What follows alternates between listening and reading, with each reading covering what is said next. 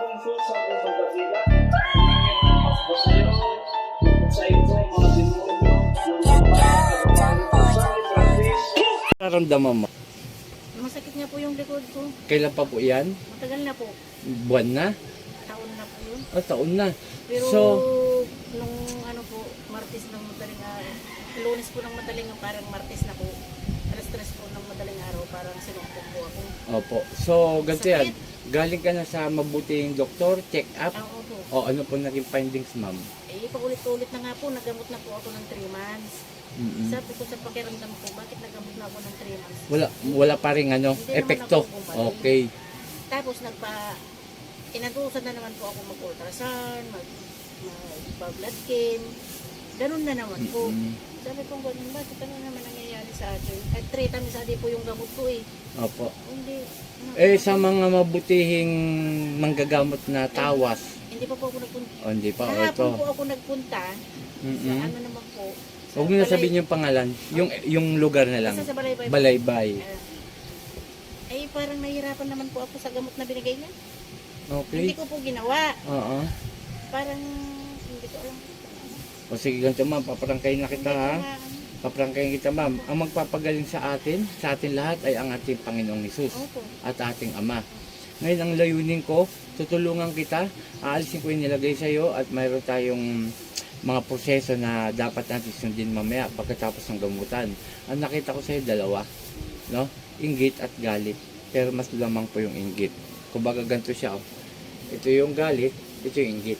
Mas malaki. Sa tanong ko sa sarili ko, ano naman po kaigitan nila sa akin ay nahihirap. Hirap naman po kami sa Opo. buhay. May mga ganito kasi yan, sumasakit yung butik eh.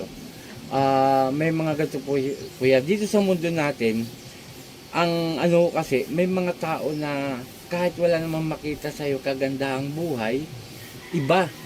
May datingan na naiinggit. Merong ganun po. Kahit wala naman talaga yung tao. Merong ganun. Hirap na hirap naman po ako. Kaya ang ano natin, sige, aalisin ko. Ano masakit sa'yo ngayon? Likod Nihingal po. ka. Sa kanirapan po nihingal. ako huminga. Di ba? So, ganito. Ang doktor, once na binigyan ka ng gamot at gumaling ka, may sakit doktor ka. Kasi ang doktor, naniniwala ko yan. Galing nga ako sa B point eh. Pero pag once na matagal ka ng umiinom, 3 times a day pa, at lumalala, ibig sabihin, wala kang sakit doktor. Na po. Okay? O sige, pa po dito. Pag ganun, no? Sandal po. Yan, ganyan lang po. Okay? Ready na tayo, madam, ha? Aalisin ko yung nilagay sa'yo at saka yung hingal mo. Aalisin. Ngayon, ano masakit sa'yo? Likod. O, sige. Ito po ba yun? Okay, sige. Huwag po mumulat hanggat di ko sinasabi, madam, ha? Tulungan mo sarili at tutulungan kita. Yan, papel lang. Pero huwag ka muna pumikit. Tingnan mo muna. Papanurin naman niya eh. Ayan, ha? O.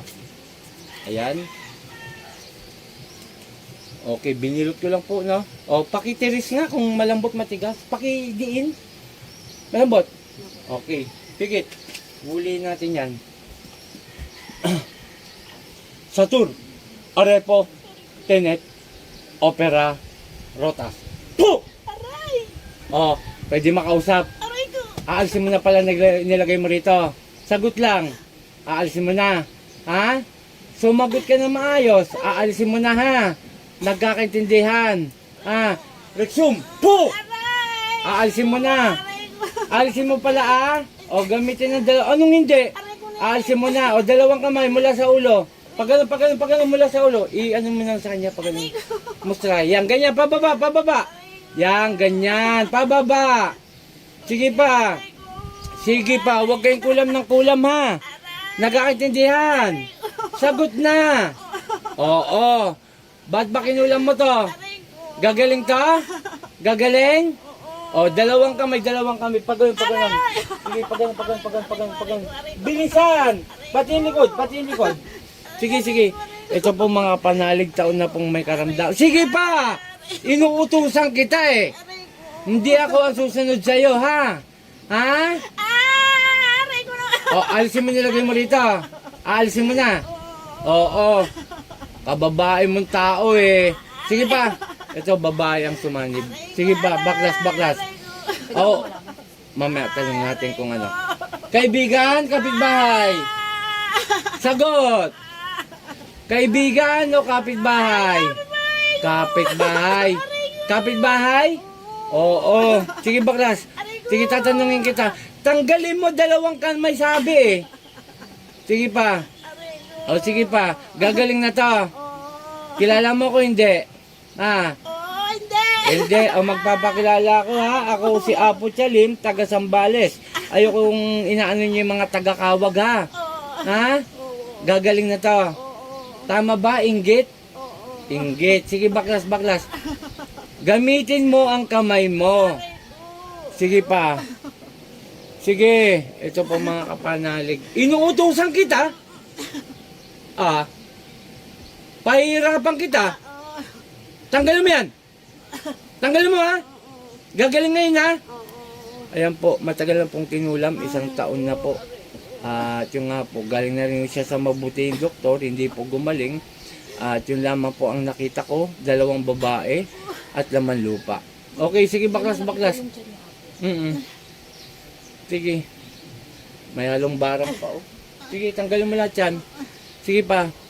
Sige, nakikita ko na lahat. Kompleto detalye. Sige, sige, tanggal, tanggal. Gagaling na yan? Ha? Ngayon mismo? Ano bang kinakainggitan mo rito? Maganda ba ang buhay nito? Hindi. Hindi. Ha? May galit ka? Ha? Oo. May galit ka rin. Pero mas lamang po mga kapanalig ang inggit. Sige pa, tanggalin mo lahat yan. Gusto kong mawala yan. Kung ano man nilagay mo rito, ibabalik ko sa iyo ha? Nagkaintindihan? Sige, sige, sige. Biro mo kapitbahay. Pwede malaman pangalan, hindi? Ah, hindi. Bakit? Bakit? Susugurin ka ba? Susugurin ka nila? Sige, sige. Ma'am, hindi natin pwede yung mahirapan si ma'am. Ang malaga matanggal natin yung inilagay sa kanya, ha? Meron kasi mga mangkukulam na siyasabi ang pangalan. Meron naman pong matikas. Talagang kahit anong mangyari, hindi sasabihin ang pangalan. Basta ang ano natin dito, manalig, sumampalataya at maniwala na gagaling ang pasyente. Okay. Sige, sige, baklas, baklas! O, kunti na lang. Yung balakang, yung likod, yan, alisin mo. Yan, yan, yan, yan, yan, ganyan, yan. Yan, sige. Yan, ganyan. Isa pa, isa pa. Isa pa. Sige pa. Sige pa. O, kunti na lang.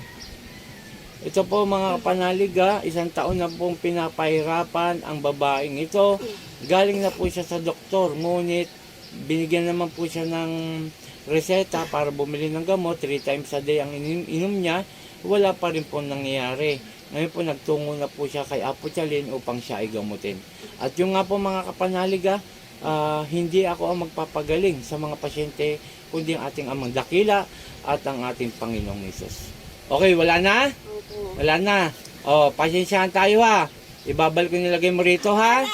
Nagkakaintindihan? Panginoong kong Hesus, ang amang dakila, umingaw ng basbas sa'yo. Naibalik ko nilagay sa babaeng ito at siya ang mahirapan. San Ipratrice, Akmek, Adal! Hu! Irog-irog lahat ay madudurog. Hu!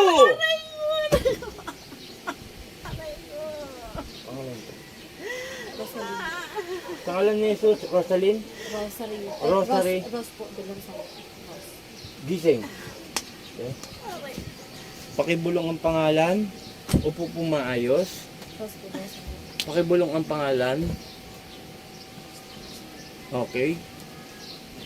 O, inom ka ng kalahati at may papaliwanag ako sa'yo. Tapos tayo ka, gumanong ka kung nawala. No? Okay.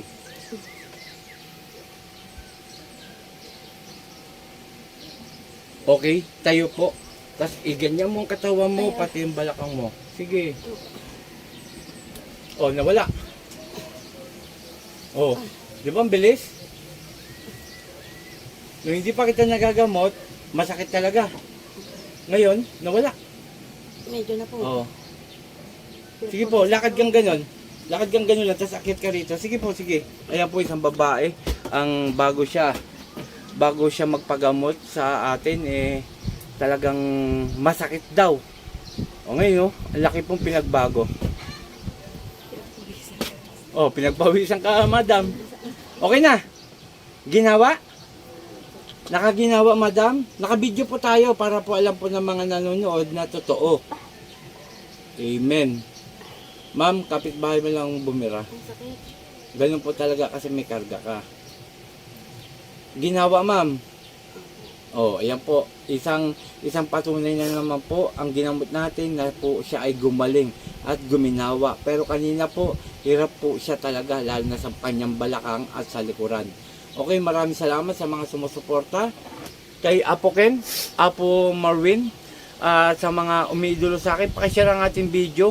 At yun nga, nais ko pang dumami ang ating gagamutin at makatulong po tayo. Sa paggagamot po, wala pong bayad, donasyon lang ang aking hiniling. At ito po, mabisa po ito kahit papaano malaking tulong. Hindi ko po ito binebenta, libre kong binibigay sa tao. Okay? Maraming salamat, pakishare, pakipollow, and pakisubscribe. Kunti na isang pasyente naman po ang ginamot natin na gumaling.